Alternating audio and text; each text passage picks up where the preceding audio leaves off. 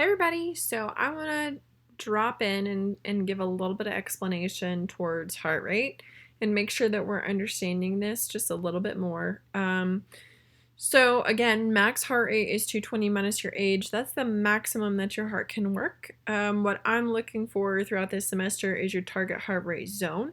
So you should calculate this based upon how much you want to work. And I want to reiterate that whenever I say target heart rate zone, I do mean a zone. So zone typically means that you have one area to another area, which indicates that you have two numbers. Um, so your heart rate zone should factor in how hard you want to work. You can look in your book and look at the different percentages that they have available in terms of how much you currently are active. If you are extremely active, your percentage is going to look completely different than someone who's not. So please make sure you're honest with yourselves about that and make sure that you're factoring that into your target heart rate zone. So again, your target heart rate zone should include a minimum amount that you want to work and a maximum amount that you want to work.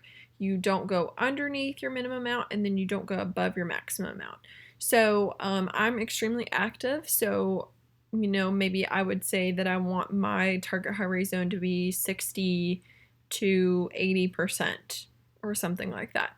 So that's going to be 60% of my max heart rate and 80% of my max heart rate. And that's going to be my zone. That's where I want to stay. That's where I want to live in my exercise routine for this week or this exercise, etc. That zone is where you should be throughout your entire exercise, either this semester or maybe you up it and increase it each week or as you feel comfortable. But you should have two numbers. The odds of you being able to stay at one number for a prolonged period of time in terms of heart rate are impossible. So anytime people give me one heart rate that they wanted to stay at for exercise, I always kind of explain that we should have two numbers of a minimum and a maximum. So try to think of it that way if we're staying in that zone so that way we are working our heart rate up and down, which is a healthy thing for us to be able to work that muscle and make it stronger and be able to improve blood flow throughout the lungs. So again, please include that on your discussion boards. If you don't have a Fitbit or you don't have any type of fitness device, that's perfectly fine.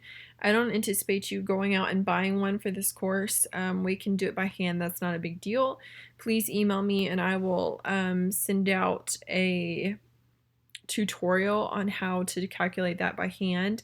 You will calculate or you will check your pulse on your wrist, on your neck, however you want to do it. You're going to count your pulses for 15 seconds and then times it by 4. So that's how you're going to calculate that in terms of when you're doing exercise. If you do have any questions, please let me know. I'm always here to help.